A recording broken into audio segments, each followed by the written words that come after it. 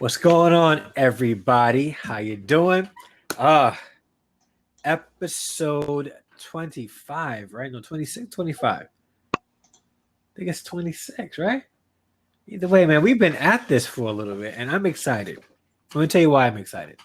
Because you have taken the time out of your busy schedule to join us.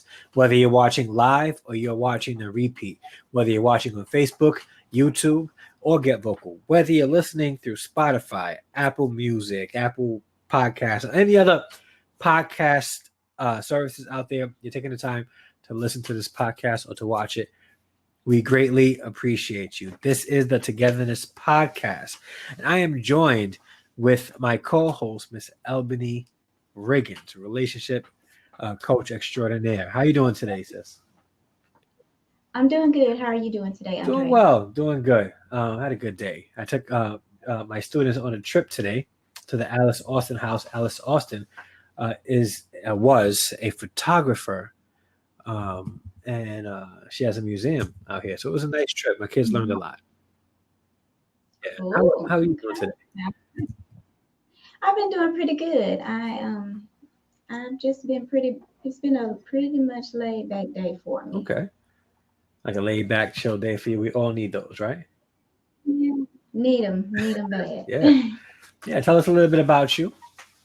Let So my name is Albany Riggins. I'm a relationship coach and author, and I am just another woman on this journey, just trying to really find out the foundational pieces to relationships and how to make relationships last, and what do we need to do to just create loving, strong, healthy, wholesome relationships. And so throughout my journey, I just realized that it takes work and you have to continuously do the work. And sometimes you find yourself in a struggle. Sometimes you find yourself winning. You may feel like you're losing, but at the end of the day, it's all about what you put into your relationship. So that's the reason why I'm here on this podcast with Andre Harrison, the Together this podcast, because we want to help build, save, and restore relationships. Yes. So I think she said it all. I can see you guys later. Have a good night. Like amazing. And I'm Dre. I don't pretend to be a love girl or a relationship marriage expert. I'm a guy who has been married, who failed in his marriage, who learned a lot through the experience, and went back to school, got his master's in marriage and family counseling, and hopes to help couples uh, develop togetherness in their relationships and in their marriages. We're all about promoting togetherness and helping couples enrich their relationships. Today's discussion is going to be just about that as well, but coming from a different angle. All right. We appreciate you guys for listening once again, whether you're watching live, listening to the repeat, watching the repeats and the replays, or listening to podcasts. And we really appreciate you. And one thing that we appreciate also is the engagement. Please talk with us, ask us questions. We'll give you the best advice that we can give. And we're here for you guys. We're here to help you guys develop togetherness in your marriages. All right. All right. All right. So to reach us, before we go any further, to reach us, there's a couple of ways that you can reach us and get to know a little bit more about us and what we do. So, Elvin, if you don't mind sharing some of your contact information and how they can get in touch with you first and foremost. All right, I'll be happy to do so. You can find me on Facebook and Instagram at Albany Riggins. And also, you can go to my website at albanyriggins.com and you can find some information on how you can connect with me and also how you can learn more about services that I provide. Yeah. And you can go on any of my social media formats, but I also have a website called togethernesscoaching.com. That's togethernesscoaching.com. And that's togetherness with a TWO. You can find most of my contact information there. So I would recommend you guys going to that site first and then finding my social media sites from there. All right. Also, remember, we both offer premarital counseling, marriage coaching, things like that. So if you are in a position where you want to save your marriage, if you just need a marriage tune-up, or you're about to get married and you feel like you need and would benefit from premarital counseling, which I think every couple should undergo. It's not mandatory, but it is definitely helpful. 30% of having premarital counseling helps decrease the chances of divorce by 30%, which is a huge, huge number. So reach out to us, and we're here to help you guys. All right. Now for the topic of the day. This is going to be nice. Okay. Yeah. Separated. How to avoid push away behaviors. How to avoid push away behaviors. Now, before we go further, I think we'd have to define what push away behavior is. And the reason why the Right. question mark separated is that, like, separated question mark, is because there are some couples that are separated that want to save their marriage, but they behave in ways that causes pushback from the other person. So when we say push away behaviors, we're saying the type of behaviors that causes the person that you're trying to win back to pull away from you, because those behaviors that you're expressing is pushing them away from you. Yeah. All right. So let's talk about that today. Married couples who go through stuff, and every now and then, I would recommend to a couple that they would need to separate. Um, I don't go off the bat and say you guys need to divorce. I would say you guys need to separate and see how you guys can work together but work separately to fix and mend the marriage.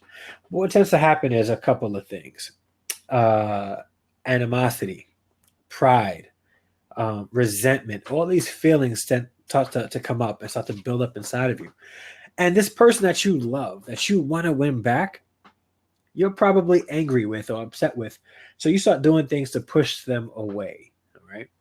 I remember in my situation, in my marriage, um, I behaved this way. I was trying to win my ex-wife back, but I was doing things to push her away.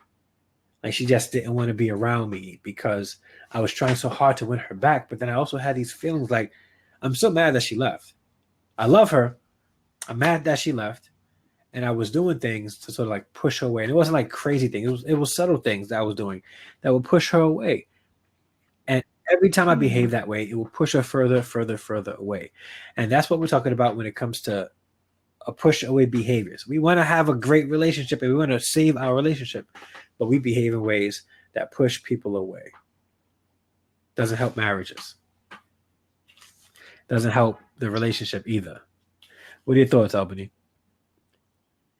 I think that you're really on point about that. That is a major turnoff in relationships when, especially when you're at a sensitive time in your relationship and you're trying to work things out. The worst thing you want to do is to behave inappropriately that would really, not attract your partner, but actually withdraw them from even wanting to be in the relationship with you. I can really say that I think that a lot of times those behaviors are out of desperation. I think that they're not really aware. I just think that sometimes when you act out like that, and you can attest to this, Andre. What were you actually feeling when you were actually acting out in these ways that was causing the withdrawal from her? I wanted her back, but I wanted her to feel like I was okay without her. But I wasn't. Okay, Like, at the time, I wasn't. Like, I was going crazy, crazy. Like, that's what I was feeling. right. Yeah. Like, I didn't. So you were just reaching for any, And yeah, and you were just trying to get her. So you was reaching for anything, but you was at the same time trying to get her to yes. notice you. And I think that's what at the core of it, what people really want. They just want to be Mhm. noticed. And sometimes they feel like, well, if they see that Right. I'm upset, maybe they'll try to console me, or they'll try to say, okay, are you okay? What's happening? How can I help? But Mhm. in a situation where two people are separated, and let's say one person isn't um, feeling the same way that the other is feeling about the marriage or the relationship, it Mhm. can really cause a huge separation. Sometimes they say the Right. absence makes the heart grow fonder. Absence make the heart grow fonder. Um, Mhm. but what we tend to do is we try to force situations to happen, and it'll cause a push away. It's like that. Like, I don't have control. And I think most of the time when people are feeling like they're being that they have to push away because they're trying to regain some kind of control for themselves. Like, okay, I really want independence Right. from this relationship. We're separated. I want independence from this relationship. I may just need time just to sort things out. But then we don't allow that space for it to happen, and it causes more of a pushback, more of a push away.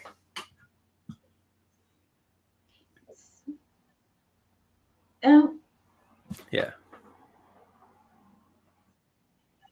Yeah. so let me ask you this, Andre.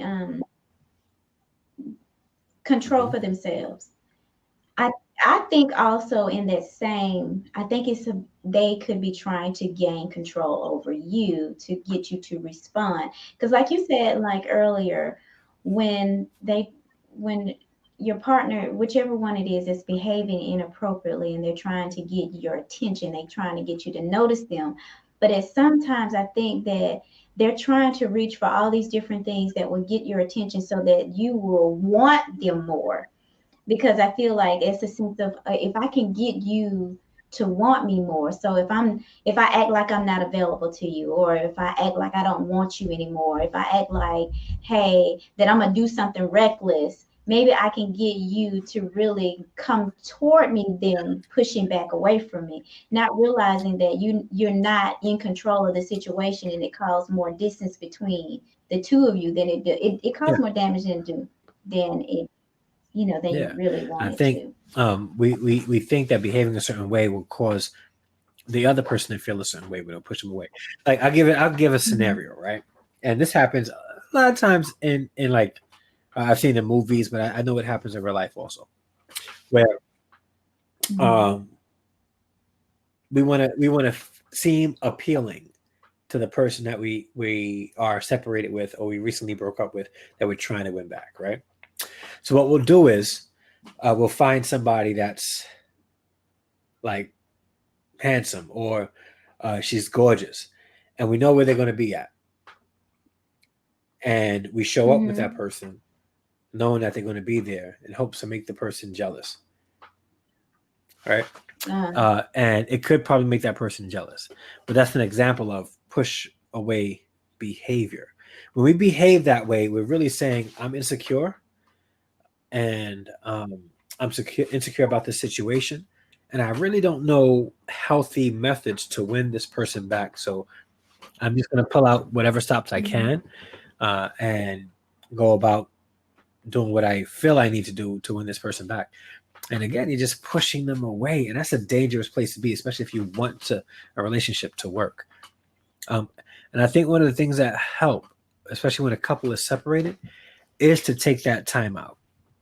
Take the time out to Mhm. um, sort things mentally, emotionally, physically, and spiritually. Sort things out. I'm not saying take time to 100% cut all kinds of communication and contact. I think that's safe as well. Mhm. But there has to be some space for each to have to be able to sort things out within themselves. Allow them to go over the pros and cons. All right, go over what happened and Mhm. what to bring them to the situation and how they can self reflect and change that. Also, try to identify if both couples, both of the people in the relationship, really want to save the marriage. What? Right. Yes. I think it's, Good. yeah. I think it's so important at that moment where you at, is that both parties listen to one another. I think that sometimes they miss it because you're so busy trying to do these things, take all these actions, that you're not really listening to the heart of the other Mhm. individual, that you don't understand what it is they want, they need, and they're trying to say to you. So instead of doing all this motion and taking all these actions and acting out, if you just take a step back and, like he said, like Dre said, I think it's important that we go within, we really identify the things that we're struggling with ourselves, take time out to really get a peace within our heart. Because I think that when we are so bogged down, when we have anxiety because we have this relationship that's on edge, and you got all these things, you anxious, and you're upset, you're distracted, you're not able to just listen and just pay attention to the need of the relationship, the need of what your partner has, and just try to fulfill that instead of doing all these other stuff. So that moment of silence, that breakaway, just to kind of step back and regroup yourself, I think that does a lot of justice for the Yeah. relationship as well. We have a question by Gloria Cole. Says, "What do you Mm-hmm. do when you're separated and your friends and family are in your ear?" So when I officiate weddings, I go through a couple of things that the couple need to do. Then I go over things that friends need to do, and then families need to do to make sure that the relationship stay intact. We look at marriages and we think it's a beautiful like ceremony, and it's and then we go party and have free food. But the purpose of a marriage ceremony is to bring people together, to help keep that couple together, to help hold that couple accountable. So one of the things I tell each couple and then the family and friends is that when there's strife in their marriage and their relationship and they come to you, it's not your job to say, okay, let me help you forget about this for a little bit and make you feel good for the moment. The job is to be a listening ear, to pray with them, and then send them back home to make things right. If they need to stay away for the night, to just, okay, we'll accept that. But in the morning, you need to go meet with your husband, you need to go meet up with your wife and make it right. Make it right. A lot of times, family and friends can be a negative source for causing more of a rift to happen, because what tends to happen is people take sides. They'll Mm-hmm. say, you're Yeah. right, you're wrong, or you're right, he's wrong. And when that starts to happen, and the thing is, people are loyal, right? They'll be loyal. Like a woman can cheat, go to her friend, say, my husband found out I cheated, and he's angry. He got upset and he stormed out. Wait a minute. He left you? I mean, it don't matter if you cheated. He's supposed to be there for you no matter what. No matter what. See, now listen. Those are the type of people that you got to be cautious for, because they're not there for the relationship. You need friends to be like, wait a minute, you cheated on him? What do you think he was going to do? Yeah, he walked out. He's hot. He's angry. Yeah.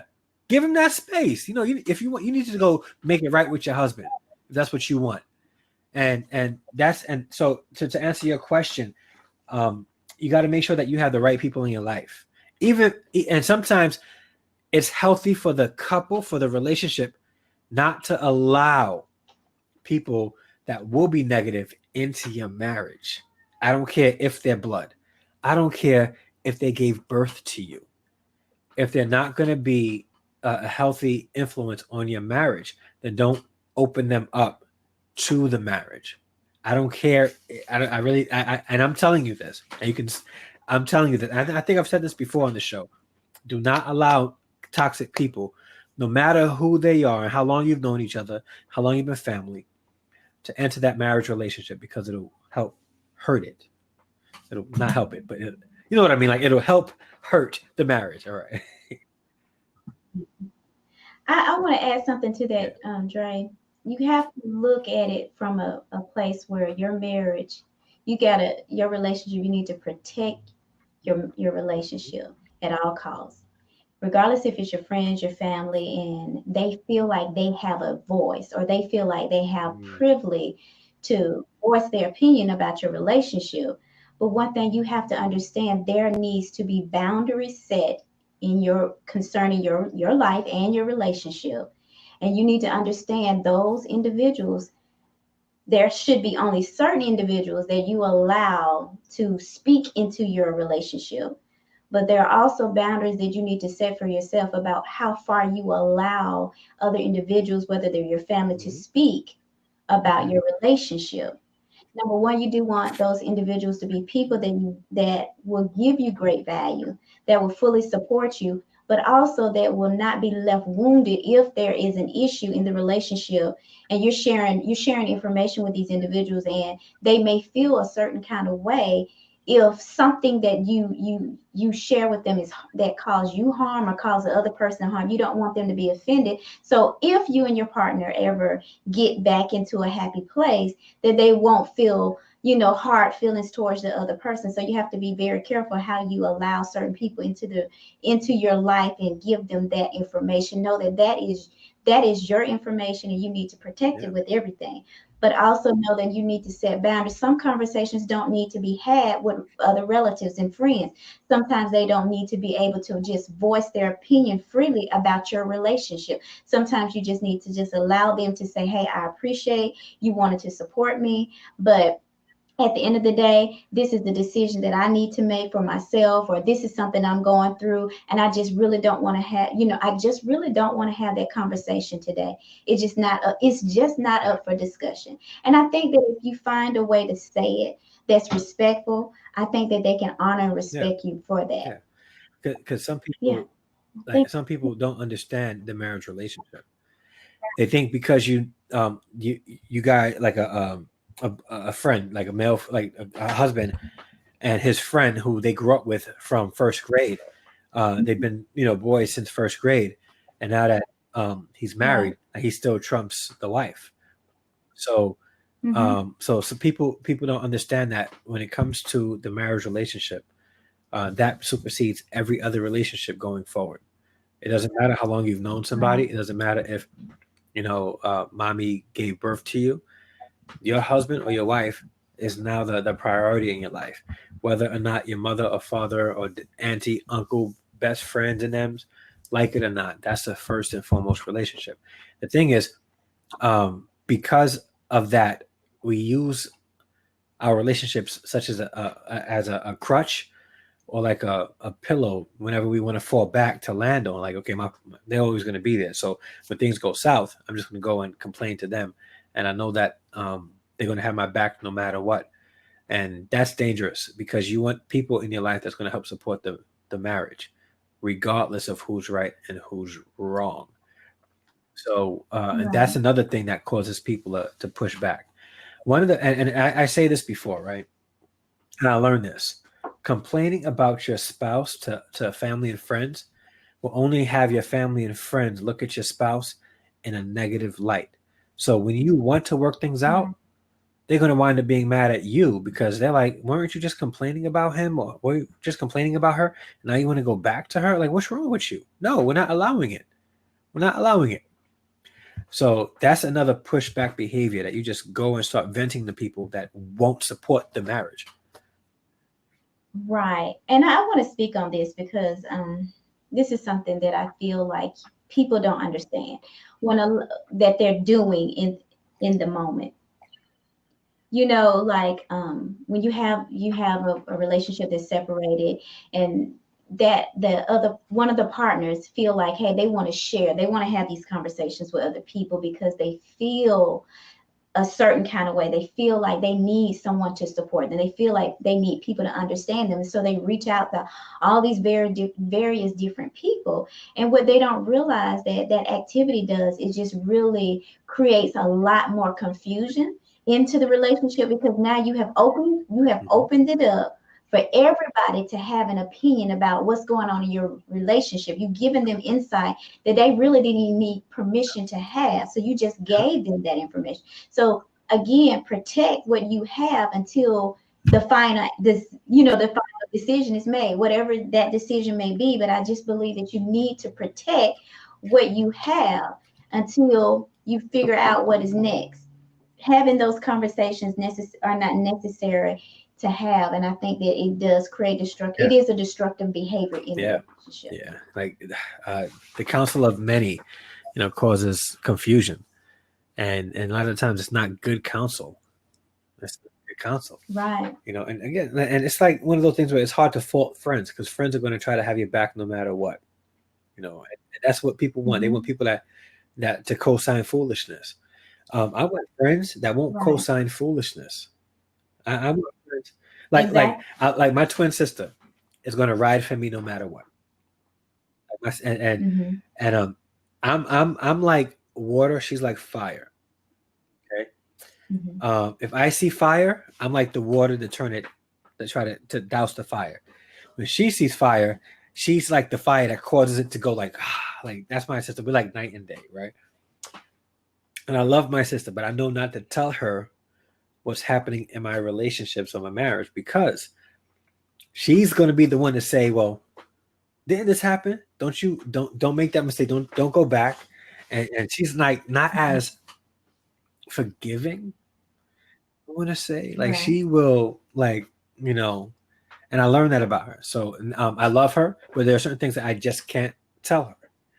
And she knows that, like, she knows, like, I'm not going to tell her everything, because if I'm in a relationship, I want her to support the relationship. All right. And I think that I'm a little bit, wiser now. I don't have to go to everybody about my problems. And I do have, and I will say this, I do have a few people that I go to when it comes to certain parts of my life. Hey, Steph, how you doing? And when it comes to my marriage, I only seek counsel from two men, and only two men. All right. I don't go to my family.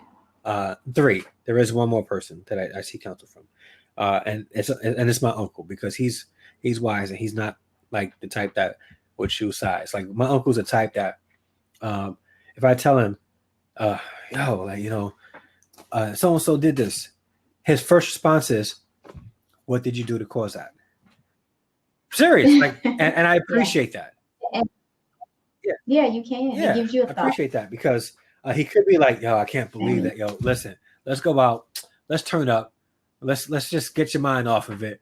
No, like, he's like, "What did you do to spark that? Like, did you do anything to cause that to happen?" He causes me to self-reflect, and my mentors are like that also, and I think that that's important. I'm not going to go to my family and friends about my marriage issues. Okay, I just won't do it unless I have family and friends who are married, and I may talk to the couple together and say, "Listen, this is happening, and I may need some guidance." But talking to the wrong people, family and friends, will cause more of a push away and a pushback. So I hope that answered your question. Who asked the question? Gloria. Yeah, that's my mother's name, by the way, Gloria. So I think that was the question. Wow, that's Yeah, funny. that's my mother's name. That's funny. That's Your mother's mom's name too? You know what's Yes, it funny? is. That was my ex-wife's mother's name. What is going on? Yeah, Gloria. And that's Shannon's mother's name. Oh, it's a lot of Gloria. Glorias What in is here. happening? Cool. Yes, it Gloria is is. a cool name. Yeah. So another thing that you were stating a few minutes ago about pushback behaviors that can create all that. Let me see what she was saying. Gloria made a comment. She said, "You and your spouse are reconciled back together. How do you mend the family back together?" Okay, so if you and your spouse are reconciled back together, how do you mend the family back together? Now, there could be two ways in this. It's depending on the state of the family. She said Gloria is her mom's name too. Okay, that's funny. But so Andre, I'm looking at this from two sides here. If you and your partner has reconciled the relationship back together, how do you mend the family back together? Well, it could be two different things that have created, problems in it. Was it a situation where the family got involved? You allowed the family to get involved. You had some little bumps in the road concerning the sharing of information, and it caused friction between the spouse, the family and the spouse? Or is it that the family just was broken from the broken relationship and you really didn't share a whole lot of what happened? So it depends on, what do you think? It depends on what that situation is how you really can handle that. Yeah, I definitely think that the certain situations will cause for a certain response. But one thing I do believe needs to happen is confrontation. It's got to be brought out up front, because now, if all the dirty laundry is aired, everybody know what's happening. So when you show up, what's that? Hey, you think everybody knows what happened if the truth was truly told. Yeah. So what? One thing I am finding a lot of people say is that when you have a separation, the family takes sides. Gloria said that. Yeah. Right. You have family that each family took sides. That's exactly what she said. And you really want to get people to really understand the true point of view of what happened, because everybody's not truthful in this situation. So how can we get to a place where if there was something that happened? I have a recommendation, and you can take it or leave it if this would help you or not. I think that one of the best ways to do it is, let's say if you're at a family function and it gets awkward, and this is how I would do it. I would say, listen, guys, there's a lot of tension in here. Okay. I messed up here. And then maybe my wife would say, yeah, and I messed up here. All right. And we chose to forgive each other, and we're going to make this work, and we need your help. Like, and I would be like upfront, like, we need your help. Okay. Going forward, to make our relationship stronger, we need you guys to also forgive and help us move forward. Period. And it's not easy to do. Again, a lot of the things I share is ideal. So I know Steph is about to say something. Steph will come at me right now. It's all ideal. But the thing is, if you try to put it into practice, it may help you. You ain't say a word. I was waiting for it. And I think that could happen. Like, let's say I'm at Thanksgiving dinner, right? And it's like really tensed. Like, you can cut it with a knife, like just tense. I would say, okay, guys, before we eat, we need to talk, because this is a family function, and it just doesn't feel like a family right now. Me and my wife have gone through some things. Okay. And if you want to, I would even say what happened is irrelevant, because we're trying to move forward and heal from this. It's hard for us to heal when you guys are treating us like you've taken sides. So what we need for us to have a stronger marriage is for you guys to help us by first forgiving the both of us. All right. And helping us move forward in this relationship and in this marriage. Family could be a source of stress for a marriage, but also can be a very strong source of support. It can be. Right. Yeah. Tracy Carver says, yep, confront the elephant in the situation, put everything on the table. And I agree. Because at that point, I'm sorry, now I'll let you talk. At that point, nothing else can be said. In the dark, nothing else can be said. And if they can both see the couple, if the family can see the couple really taking a stance to save their marriage, there's nothing else left to be said for anybody else. But I'm sorry, go ahead, Albany. Yes, Tracy also said, I believe that the couple has to take the lead for reconciliation, and that is very, very true. I think you opened up and you said, Andre, that you just take responsibility. Basically, what you're doing is just taking responsibility for what has happened in your relationship, and ask for the support of your family. I think the first thing is saying, hey, we have decided, and we're asking for your support. We're asking you to forget about the past and let's move forward in the future. You take the lead, and you saying, hey, we're ready to fix this. We're ready to move forward. And the mistakes that we have made are the mistakes we made, but we are looking forward to better things now. So I think that you also have to look at who is in the family unit, who really has a voice in the family unit. Because you got all these family members, and some of them don't have as a strong opinion in the family than others. So we really need to look at the family unit and see who am I talking to first of all, because some of your family members are not, they don't have that much influence over your relationship anyway. So you just really need to decide, is this something that I even need to address to these people? Make sure that it really makes sense for you to address these situations to the individuals that are speaking, because some people don't have good, close relationships with their family members, whether it's their fathers, their mothers, or whatever. And you may not even be close to your family members, but they have a voice, they have an opinion. They're going to always have an opinion, but you need to know who they are and know your boundaries and stand your ground. Steph says, and get vocal. When you are in the process of reconciling, would you be offended if your in-laws bought you some counseling sessions for Christmas? First off, if you're in the process of reconciliation and your in-laws buy you counseling sessions, you embrace that and you thank them and you be like, yeah, I can tell that you want us to work this out. I appreciate it. Thank you so much. Like, yeah, if they buy you couple counseling sessions, boy, like that's those are in-laws you really want to hold on to, in my opinion. In my, Yeah, I mean, in my opinion, I would say yeah, thank you. I would appreciate it. I will take advantage of those counseling yep. sessions. I don't have to pay for 'em? What? Listen, you know how many couples have come to me and say, "Hey, we need your services, but we just can't pay you." Like, oh, okay, it's one of those. But um, Pushback. okay, because I know somebody that was highly upset and offended. Really? This and well, at that point, I think that may have been a pride issue. I think that's a pride Right, issue. And again, when you're in the process of reconciliation, the one of the worst things that a couple can feel, or one of the people in a couple in the relationship, is pride. Because if you're in the process of healing and reconciliation, pride cannot be in the equation at all. And whatever help right. that you can get, you take and receive it as much as you can, especially if you really want the reconciliation.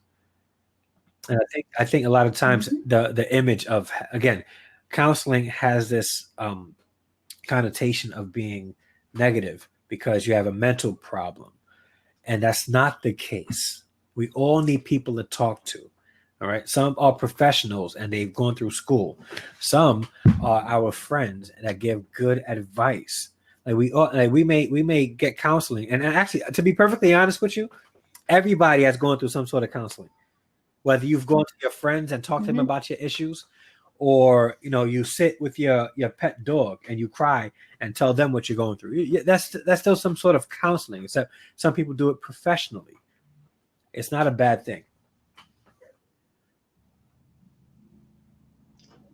Listen, Yeah. Andre, what Gloria was mentioned, she said in-laws are against each other. Um, when you have these pushback type mentalities, or things that you're doing in your relationship, and you got the one of the partners in the relationship, they're going to their family members and sharing what the other partner did in the relationship, and then you got the other one going to their family members and they're sharing things, and then when the in-laws begin to bump heads, you don't understand well what's going on, and you have to understand that it's too much communication, it's too much Yeah. being shared, and people are creating too many opinions about what they think may have been happening in Yep. the relationship. And all of this creates a lot of confusion. But what you really need to do is meeting of the minds. You need to sit it down. If it really matters, you need to sit them down and really kind of like try to reconcile Yeah. this situation. But you really need to just sometimes you may not even feel like you got to do all this work. But if you really want to have a tight unit in your family, I think you will call a meeting to Hmm. support one Yeah. another. And put them, get them side by side and say, listen, you guys don't like each other, and Yeah. we really need to mend this family. Again, it's all about creating togetherness. Another thing that I Mm. tell couples when they get married, specifically to the brides, because and I don't want to offend anybody. And if you're offended, you probably needed to hear this. The marriage isn't the marriage ceremony. The wedding is not about the bride. I'm gonna say it. You guys can get on me if you want. It's not about the bride. It's not about the dress. It's not about giving the woman what she wants on her day. In fact, it's not even her day. The marriage ceremony is symbolic of mending and bringing together two families. Okay, that's the at the core of a marriage ceremony and a wedding ceremony, to bring two families together from the very beginning. And I think um, the separation could probably begin in the planning of a wedding, where the only consideration that people have is for the wife and her family, and that's it, because it's her day. She wears the white dress, and the man just shows up, and it's really about her. And I think that creates that could take root and cause a toxic type of relationship going forward. It's not about one person; it's about the family coming together. So I said that to say this: in the beginning stages, when you guys are planning your life together and in the process of planning a wedding, let the two families, let the two sides know that you're going in this together. We want to hear from you, and we also want to Right. hear from you. What would you like to see? What would you like to see? I don't want to hear that, well, this is about my daughter. My daughter's going to get what she wants. Because in the husband side of the family is going to be like, what are you talking about? Like, this is about all of us. Like, why are you making it all about one person? You can't make any, even in the engagement and planning process of a wedding, because that sets the tone of the marriage. And I tell couples this all the time. Your wedding, how you plan will really set the tone of your marriage. All right. Bringing everything together from that point will help you develop a strong marriage in the future. I like that. I like the fact of just really looking at it from the beginning, knowing and understanding that the unity is the key, uniting the family Yep. together as one.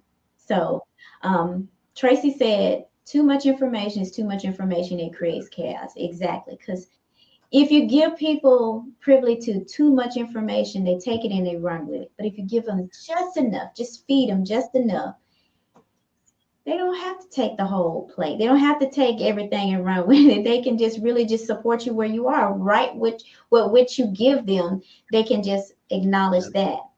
Um, And it's she said, it's ammunition. They'll take it and use it to ammunition. hurt Too the much. marriage and hurt the couple. Trace also says, I agree with the wedding ceremony is unite. Yes, yes. She said that Hmm. twice. It is to unite the Yep. family together.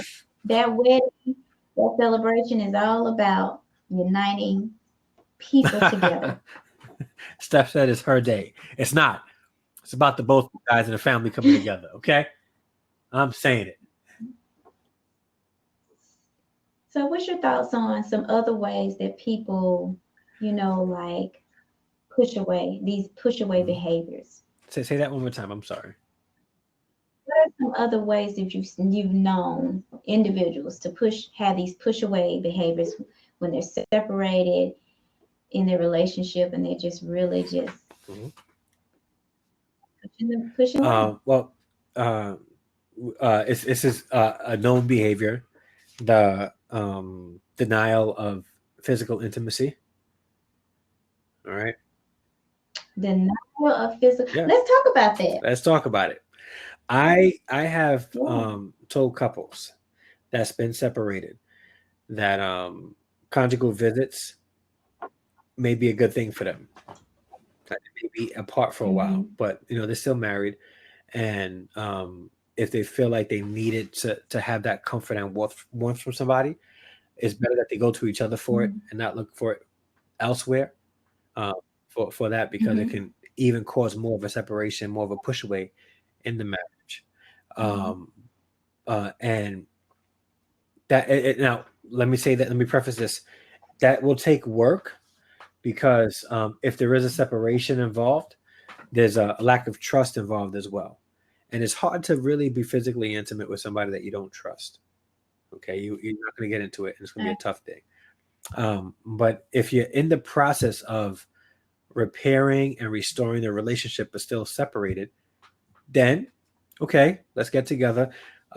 Babe, I need you right now. Like, it's getting bad. Can we just have this night together?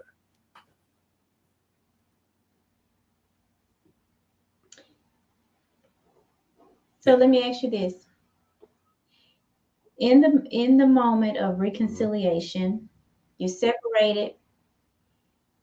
I think it's good to have healthy boundaries, even around the Yeah, separation point. absolutely. But I think that it's important that you don't lose each other, in the midst of the separation. Truly, if you're really trying to work it out and you both are doing, I think if you both are honestly doing the work and you're respecting your marriage and you're honoring, what you're trying to do, I think that still coming together and, connecting on that level can Mhm. be helpful.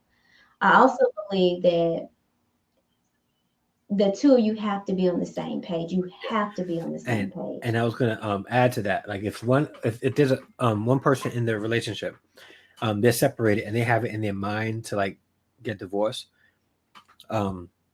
then having intimacy at that point wouldn't help because there'll still be more of a rejection. And then you'll be using the other person rather than looking for opportunities to become closer.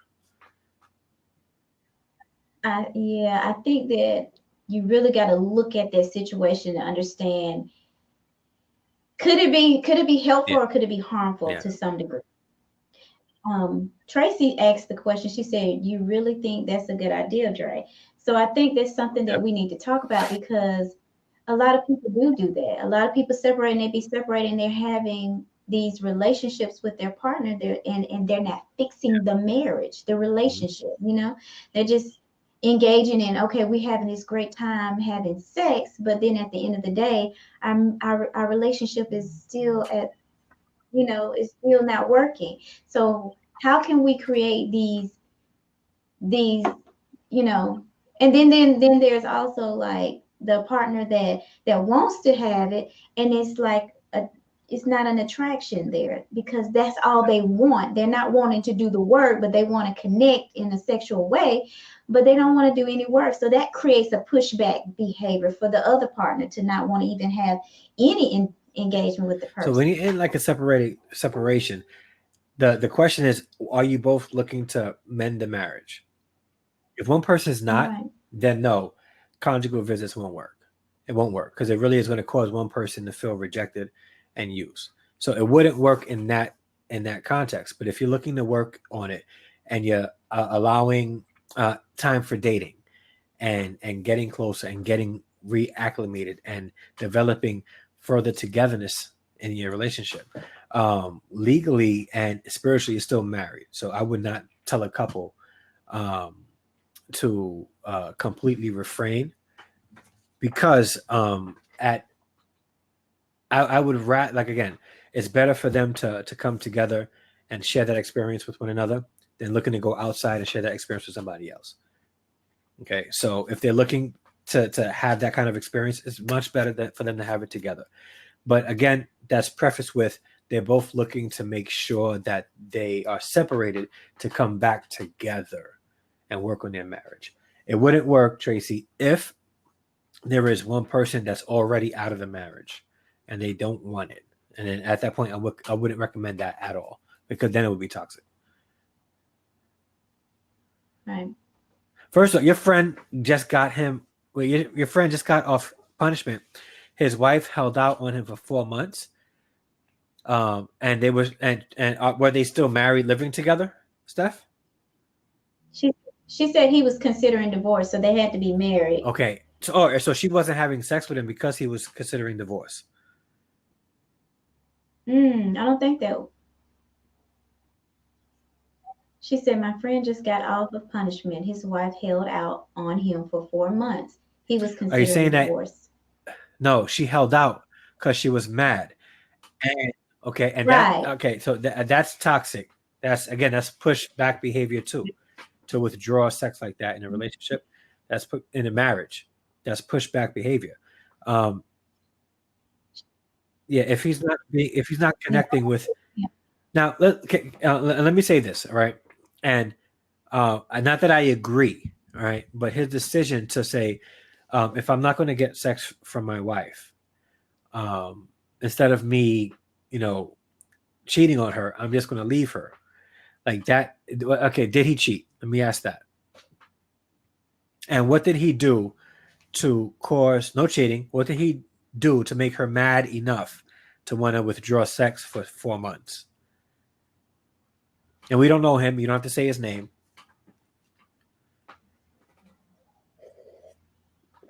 because that's a long time. Because if a husband was doing that to a wife, she would think that there's cheating involved. Drawback behavior. That's what we said. They disagree on a financial issue dealing with a house grandpa left him. So she didn't have sex with him because of a financial issue. Ooh, ooh.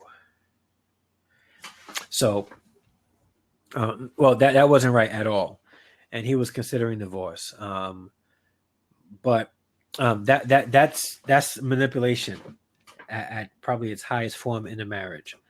And whether or not she's mad at him, like that's a financial dispute over a house that a grandfather left.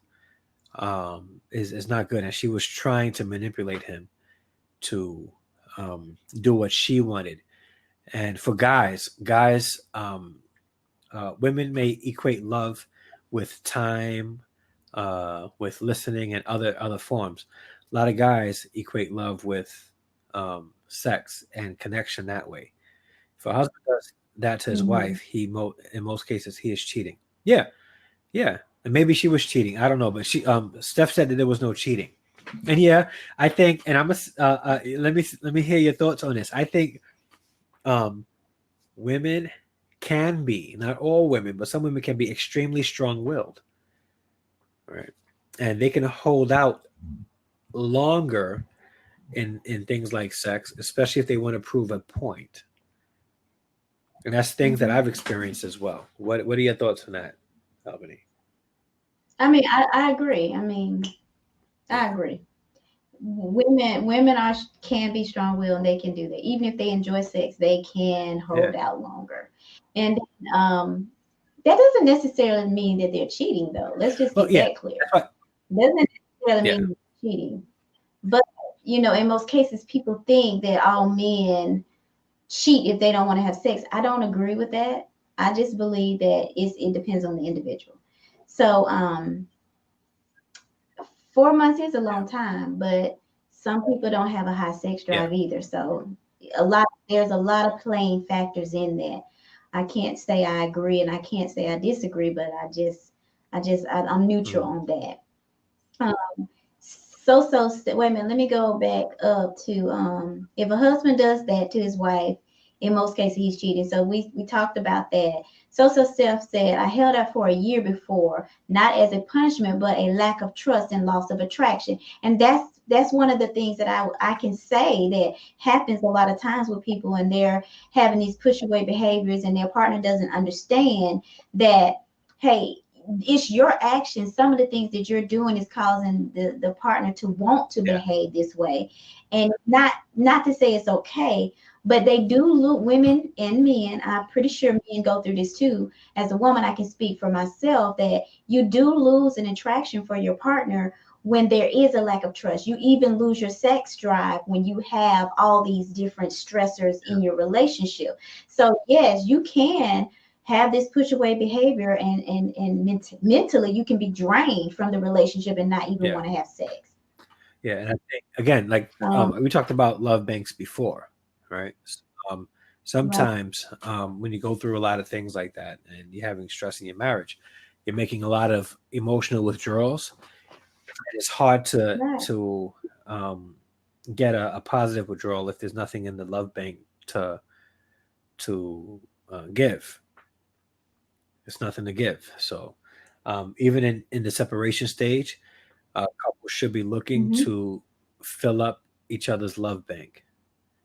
Okay, we're right, separated, and I don't want to push you away. So I'm going to find out what things I need to change to make you feel loved in this situation. I'm trying to draw you back, and not like bait you. I'm not trying to bait you to come back. I really need to make the changes in myself so that you can be the trust that you can have the trust that I need you to have in me, that you can fall in love with me all over again, and that's extremely important.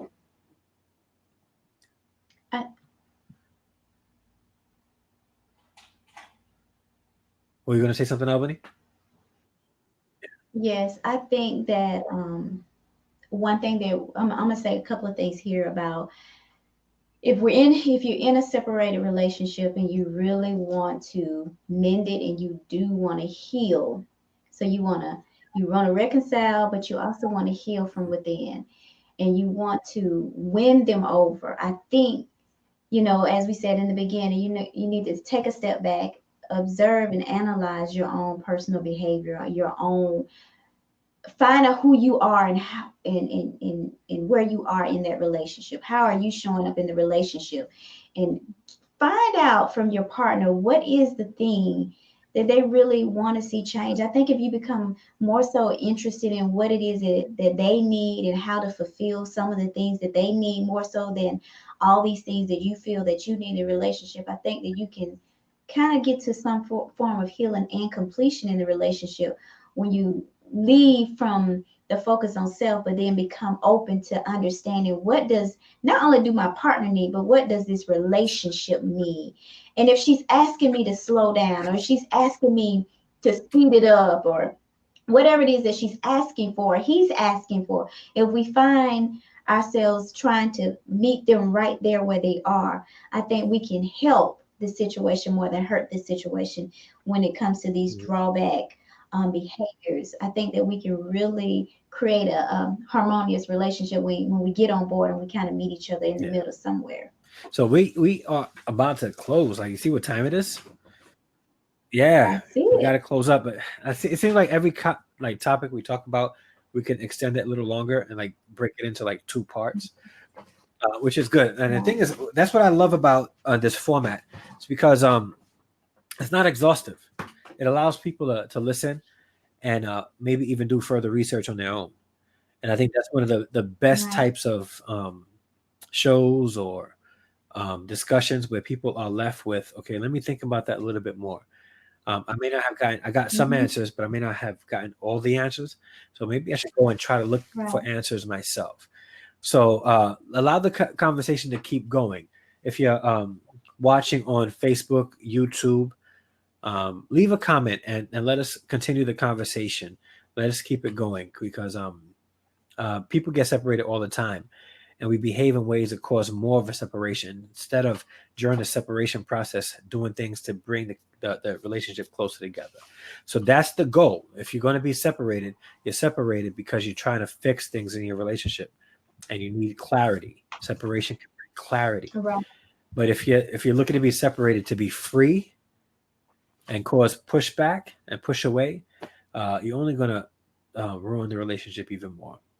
All right. Any closing All words, right. Albany?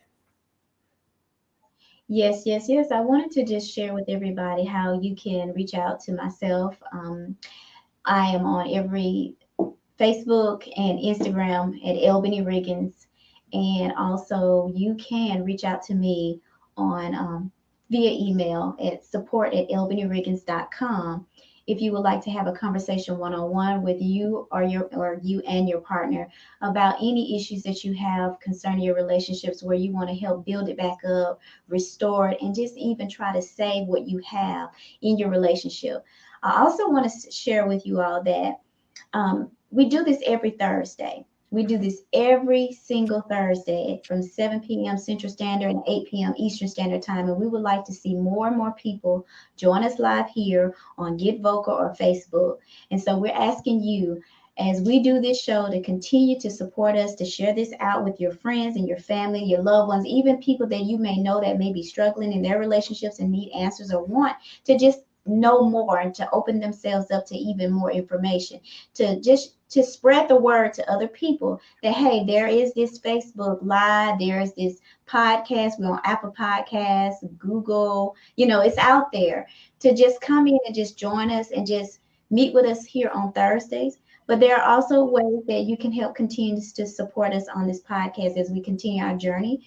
We have ways that you can send donations. We also have ways where you can just share information. So one way that you can share to continue to allow this show to continue to go is by sending a small donation. This donation can be of any matter of what it is that you would like to give, but whatever your heart feels to give, you can do that at, for me, it's that Cash App is $ Albany Riggin. And then also Dre has a way that you can support him also on this show. So I will put that in the notes for you to see in the comments for ways that you can support us. Yep. And Dre? if you guys want to reach me, you can go on any one of my social media formats by going to any one of the ones you see all over the screen right now: Instagram, Twitter, Facebook, and YouTube. And if you wanted to support, as Albany was saying, please share this out because it's a great way to support us. And we know not everybody has money to give like that, but you're able to support us by sharing this out to as many people as you can. If you know of a couple that would benefit from the Togetherness podcast, let them know. 8 o'clock every Thursday, they can sit and watch it together and have a conversation afterwards. This is a great way for couples to get some tips that they may need, ask questions, allow us to answer it, so that we can help them develop togetherness in their relationships. And yeah, I also have a website, togethernesscoaching.com. There you can get some information about coaching services, marriage counseling services, things like that. And I don't just do relationships. I'm also able to help with drug counseling and things like that, addiction counseling. So hit us up because we're here to help you guys. All right. We love it. We love it. We want to see you all on the next episode. We're going to be putting it in here every week. We're going to start posting in the Facebook group, our Facebook group on Facebook, also about the different topics. And we're going to be asking you all to come in and support and give us feedback concerning certain topics that you want to share with it. You want to hear us talk more about. All right. So this is the Togetherness podcast with Albany and Dre. We are going to sign off again. Thank you, everybody, for being so faithful to us and listening every week. And after it airs live, we appreciate you. We love you. If it wasn't for you guys, we would not be doing this. So with that being said, this is the Togetherness podcast with Albany and Dre. We are signing off. Everybody have a good night and see you guys next week.